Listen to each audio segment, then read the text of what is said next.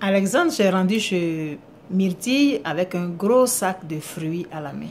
Parce qu'il a su par Sonia que celle-ci était tombée malade.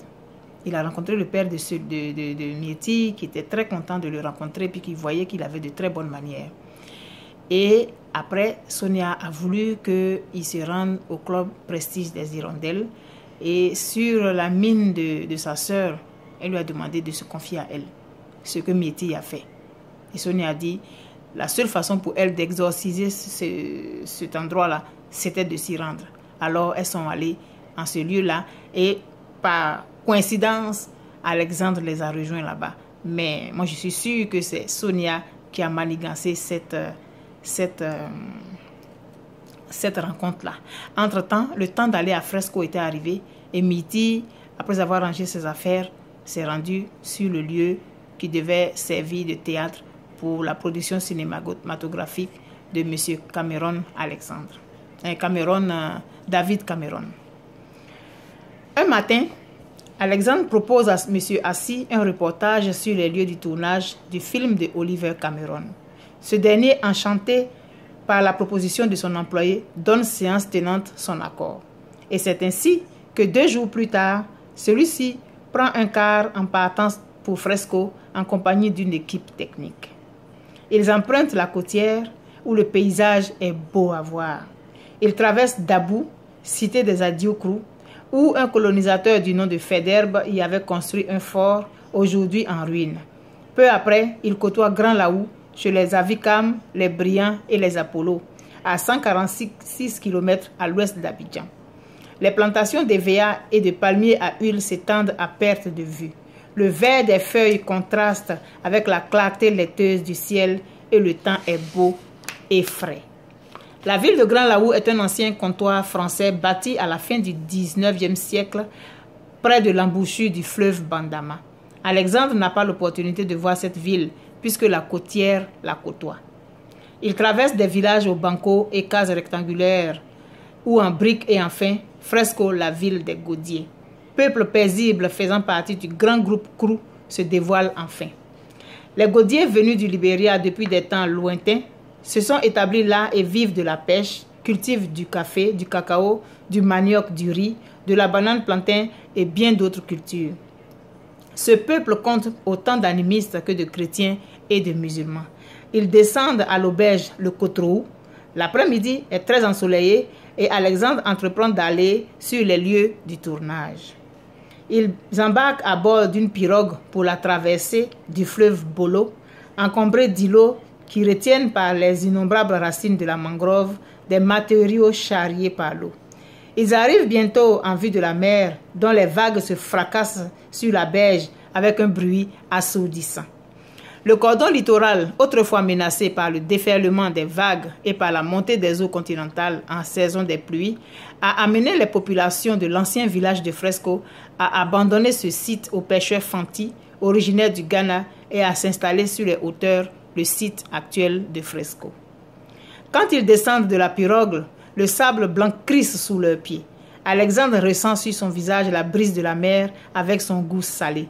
La couleur de la mer d'un vert cristallin et le cordon littoral avec sa parure de cocotier invitent à l'abandon. À l'horizon, le ciel et la mer ne font qu'une ligne continue. Il sursaute quand il sent quelque chose lui passer sur les pieds. C'est un tout petit crabe ayant la même couleur que le sable. Il le regarde s'enfuir et s'engouffrer quelque part dans un trou invisible. On est vendredi et c'est jour de repos pour toute l'équipe. Il voit un groupe de personnes en train de se baigner dans la mer. Il la cherche des yeux et la voit. Elle est assise sous un cocotier. Un homme lui tient compagnie. Le cœur d'Alexandre se serre quand il voit Myrtille rire et se pencher vers l'inconnu. Mais il se dirige vers le quartier général, le cœur gros. Monsieur Oliver Cameron lui tend une main amicale quand Alexandre lui explique les raisons de leur présence. Ils s'asseyent sous une grande tente pour prendre des rafraîchissements et le cinéaste fait appeler toute l'équipe. Monsieur Oliver Cameron est très grand. Son teint allé fait penser à quelques navigateurs portugais. Il est blond, les cheveux longs lui tombant sur les épaules. Il se met volontiers en culotte et en chemise descendant à mi-cuisse, les manches toujours retroussées. Il ne se sépare jamais d'une cigarette à demi éteinte qu'il garde toujours au coin des lèvres. Les membres de l'équipe entrent en même temps, mais Alexandre ne les voit pas. Il ne voit qu'elle. Elle porte un maillot de bain de couleur noire fait d'une seule pièce qui épouse harmonieusement ses formes.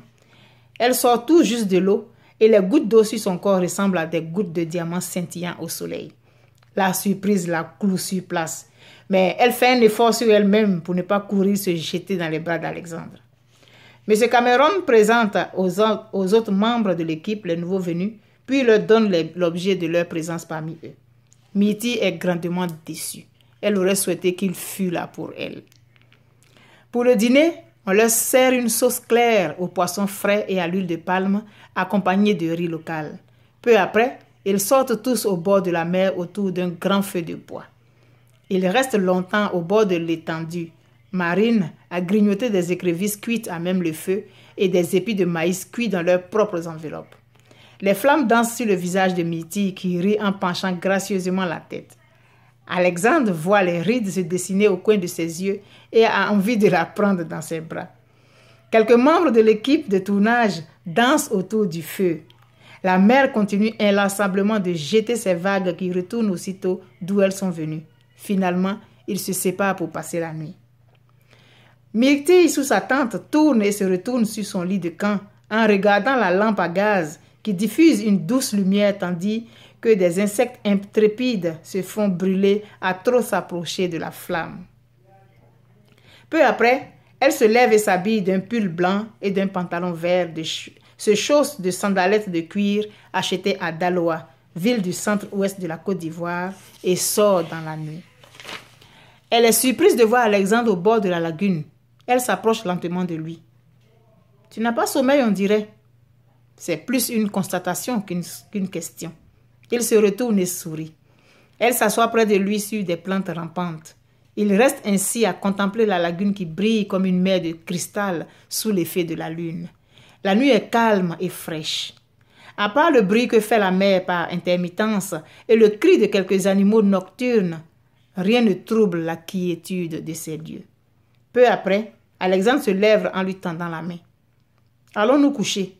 Demain, nous ferons une petite escapade. » « Rien que nous deux? Nous irons avec 3 ou 4 membres de ton équipe, enfin, ceux qui seront intéressés. Tu es venu faire un reportage, me semble. » « Mais bien sûr. » Mitty est déçue.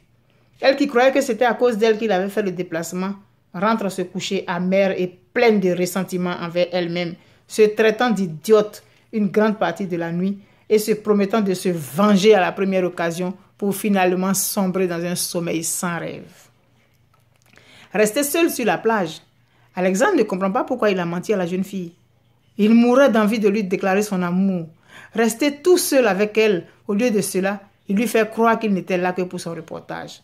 Et pour enfoncer le clou, il veut faire une excursion avec des indésirables. Il tape de son poing le sable et rentre se coucher à son tour, une grosse boule de colère lui brûlant la gorge. Très tôt le lendemain matin, ils partent donc à 5, habillés de culottes et de tricots, chargés d'un gros panier repas à bord d'un petit canot à moteur. Mitty ne veut pas rater l'occasion de se retrouver seule avec Alexandre, même si elle doit le partager avec ses compagnons d'équipe. Le courant est lent, ce qui leur permet d'admirer les racines aériennes des palétuviers, la mangrove qui se découpe sur les bords de l'étendue lagunaire. Les racines arquées des plantes d'eau douce s'élèvent au-dessus de l'eau et leurs feuilles s'entremêlent en hauteur comme des cheveux ébouriffés.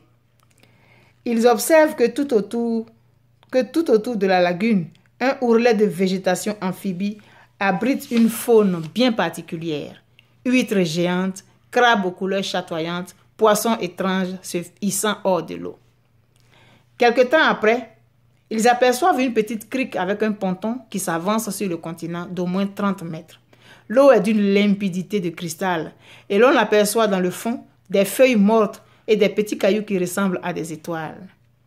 Ils accostent et montent sur le ponton. Mitty étale une natte et déroule une nappe avant d'y décharger le contenu du panier qu'il déguste en bavardant gaiement. Les arbres de la forêt ont créé une sorte de voûte au-dessus du ponton, ce qui leur assure une zone ombragée.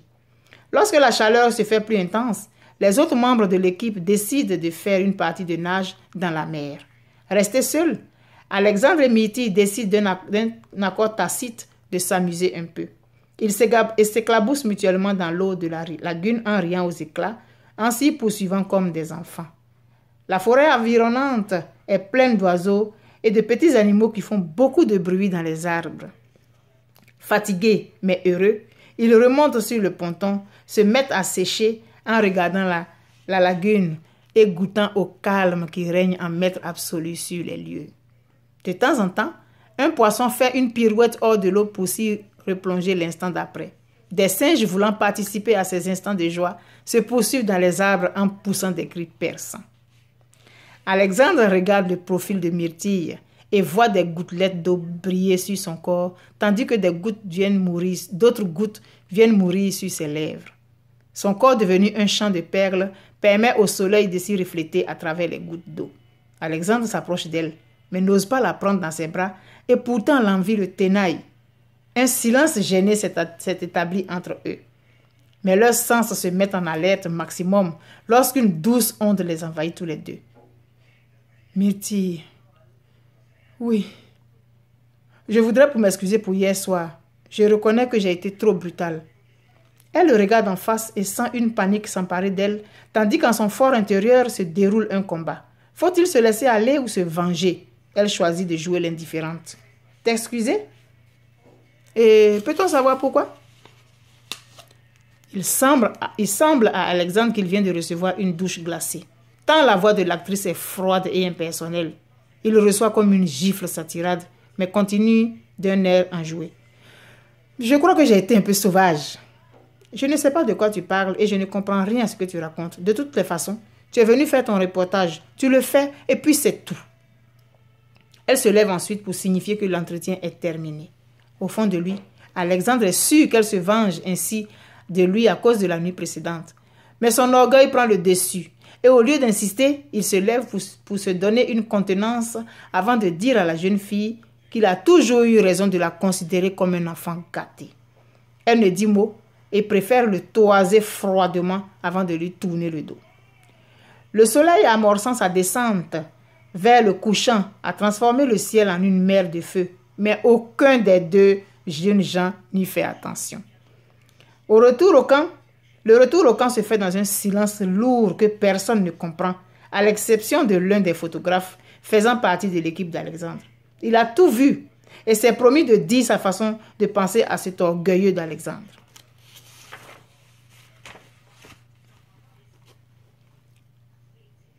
Voilà.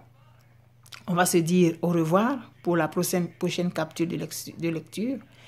Mais je vais vous rappeler que votre capsule a besoin de vous et ne vit que par vous, ne vit que par vos regards, ne vit que par vos partages. Alors, d'ici qu'on se rencontre la prochaine fois, je vous souhaite de passer un excellent moment. Et n'oubliez pas que je vous aime. N'oubliez pas non plus votre capsule, je lis et te livre. Bye bye.